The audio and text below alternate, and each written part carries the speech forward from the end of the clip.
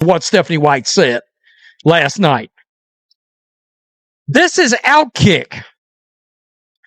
And Outkick is saying that as they were getting ready to ask a question of Stephanie White, by the way, Caitlin Clark did not come out for reporters after her triple-double. You don't bench the face of the franchise without people asking questions. And when Indiana Fever head coach Stephanie White addressed the media, one announcement instantly sent fans into full panic mode. The word spread across social media within minutes, and suddenly one question was everywhere. What exactly is happening with Caitlin Clark and Sophie Cunningham? At first, it sounded like a routine before the game, actually. The Fever coach Stephanie White has asked her stance on males playing in women's sports. What's your stance? What is your stance on men or athletes who test as biological male participating in women's sports? What's your personal stance?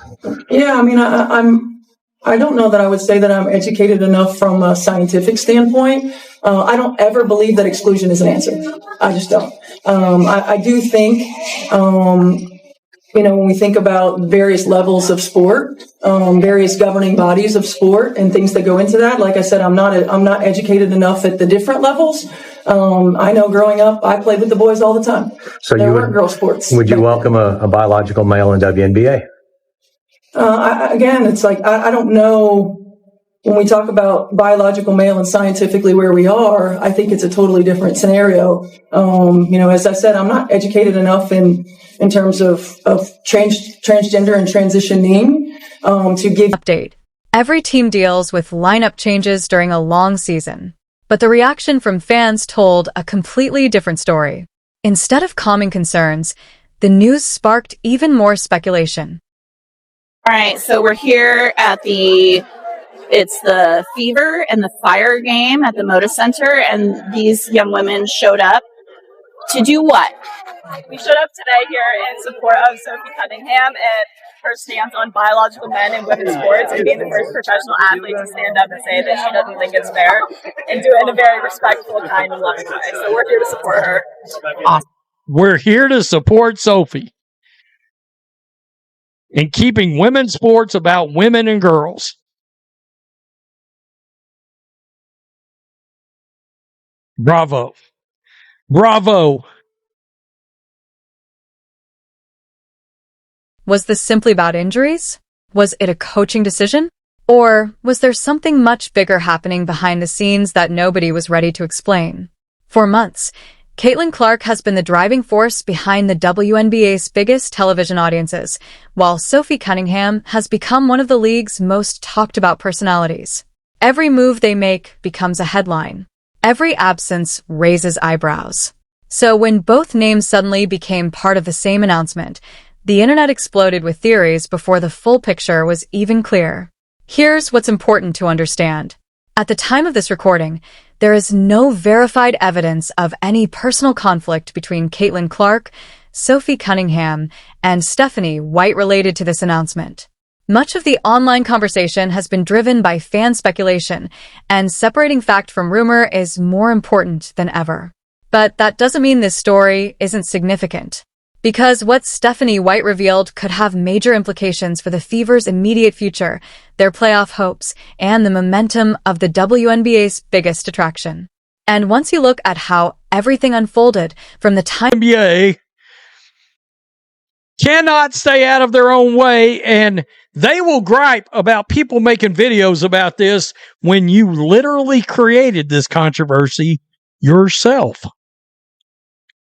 We got Stephanie White making comments about the fact that she can't scientifically identify the difference between a man and a woman. That's real. We got the Portland Fire coach also making comments. We got girls from Sophie's rally, the rally supporting Sophie Cunningham, making comments. But timing of the announcement to the reaction from fans and media, you begin to understand why this story has become one of the biggest talking points in women's basketball. So before jumping to conclusions, let's break down exactly what was announced, what has actually been confirmed, and why this situation has everyone watching the Indiana Fever more closely than ever. To understand why this announcement created such a massive reaction, you have to look at what the Indiana Fever have represented throughout the season. The Fever haven't just been another WNBA team. They've become the league's biggest attraction. Nearly every nationally televised game has drawn extra attention because of Caitlin Clark, whose arrival transformed the conversation around women's basketball. Arena attendance increased, television ratings climbed, and every Fever game suddenly became must-watch basketball. But success also brings pressure. Every injury update, every coaching decision, and every lineup change is analyzed from every possible angle. Fans aren't just watching the games anymore. They're watching press conferences, social media posts, and every comment made by coaches. A fantastic run. That this is distracting from that. There is a frustration, of course, because we want to talk about basketball and we want to continue to work on our game and we want to continue to grow as a team.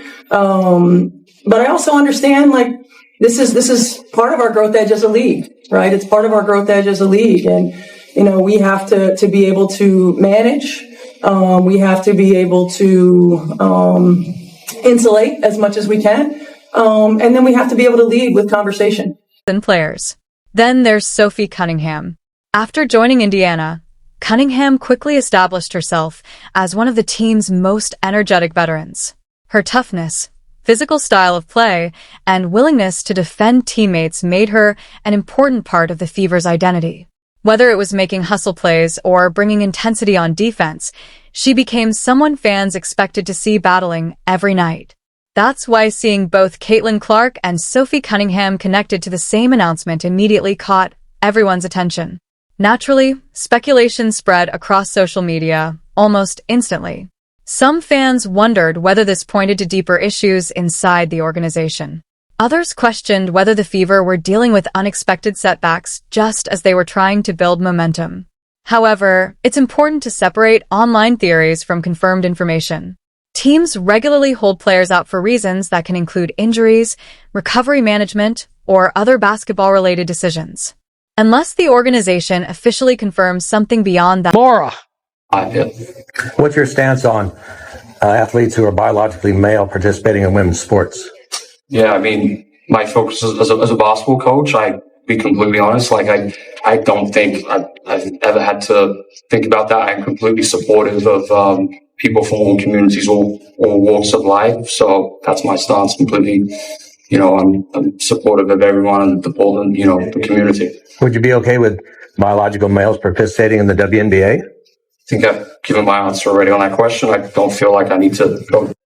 He dodged it. Claims about locker room disputes or internal conflicts remain speculation, not established fact. Still, the timing couldn't have been more significant. The Fever have been fighting to stay competitive, and every game matters. Losing one key contributor is difficult. Losing two recognizable players at the same time naturally changes expectations heading into the next matchup. That also placed Stephanie White under an even brighter spotlight. As the head coach, every decision she makes is scrutinized, especially when it involves two of the most recognizable names on the roster. So when she stepped in front of reporters to explain the situation, fans weren't just looking for an update. They were looking for reassurance. Instead, the announcement sparked even more discussion, setting the stage for controversy that quickly became one of the biggest stories surrounding the Fever. As more details began to emerge, the conversation shifted from surprise to trying to understand exactly what had happened. The first confirmed point was straightforward. Stephanie White indicated that Caitlin Clark and Sophie Cunningham would not be available. Beyond that, however, many of the dramatic claims circulating online were not backed by official statements. Within minutes, social media was filled with theories ranging from locker room tension to disagreements with the coaching staff, but none of those claims were confirmed by the Fever. That distinction matters.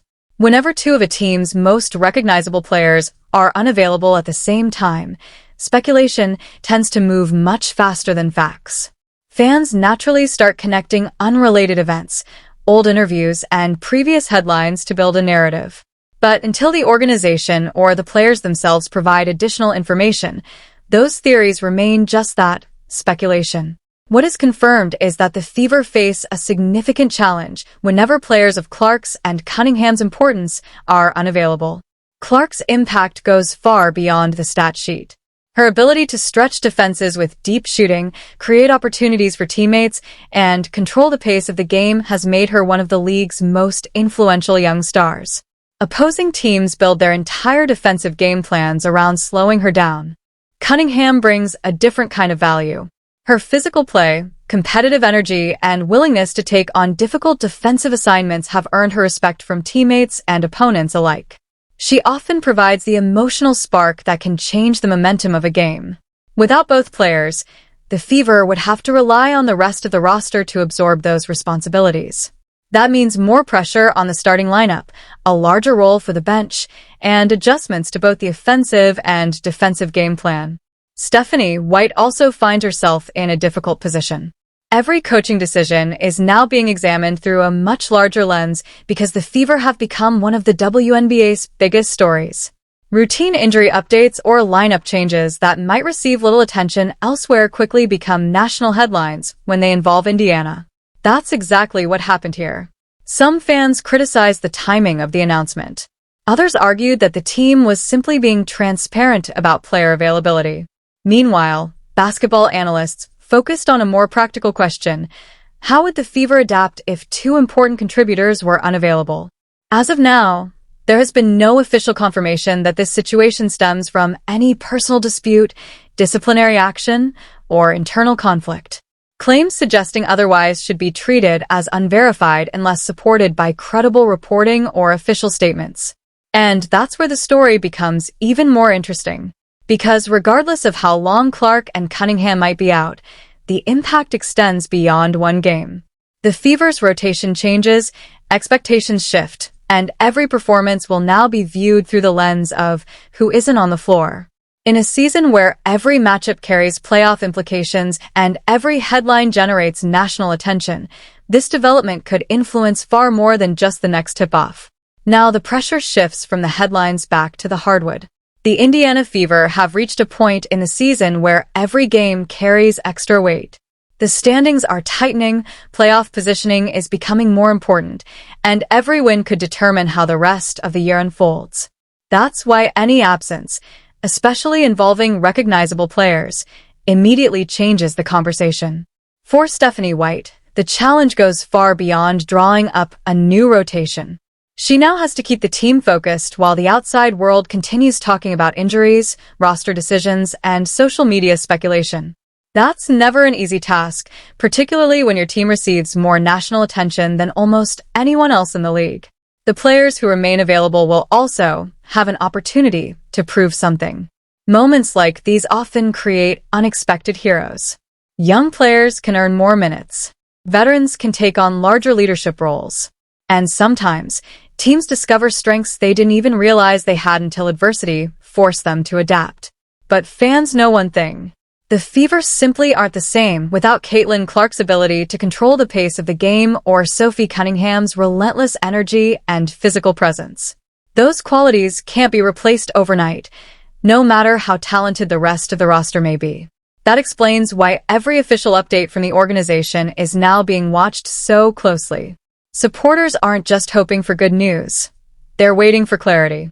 They want to know when the team will be back at full strength and whether this situation is just a temporary obstacle or something that could affect the Fever's momentum during one of the most important stretches of the season. Until additional information is officially released, the smartest approach is to separate confirmed facts from online speculation. Rumors may dominate social media, but only official updates from the team can provide a clear picture of what's really happening. One thing is certain, though. The spotlight isn't leaving the Indiana Fever anytime soon. Every game, every press conference, and every roster announcement will continue to generate national attention because that's the reality of being the WNBA's most closely watched team. Now, it's your turn to weigh in. Do you believe the Fever can keep winning if key players miss time? Or do you think getting Caitlin Clark and Sophie Cunningham back on the floor as quickly as possible is the only way Indiana can maintain its championship hopes? Let us know your thoughts in the comments. And if you enjoy in-depth WNBA coverage that separates facts from rumors while breaking down the biggest stories in the league, make sure to subscribe so you never miss our next update. This story is far from over, and we'll be following every official update as it happens. If you enjoyed this breakdown and want fact-based coverage of the biggest WNBA stories, player drama, and breaking news surrounding Caitlin Clark, Sophie Cunningham, the Indiana Fever, and the rest of the league, make sure to hit that subscribe button and turn on notifications so you never miss an update. Now we want to hear from you. Do you think Stephanie White made the right decision? And how do you believe the Fever will perform if Caitlin Clark and Sophie Cunningham remain out? Drop your thoughts in the comments below. If you enjoyed this video, leave a like, share it with another WNBA fan, and we'll see you in the next one.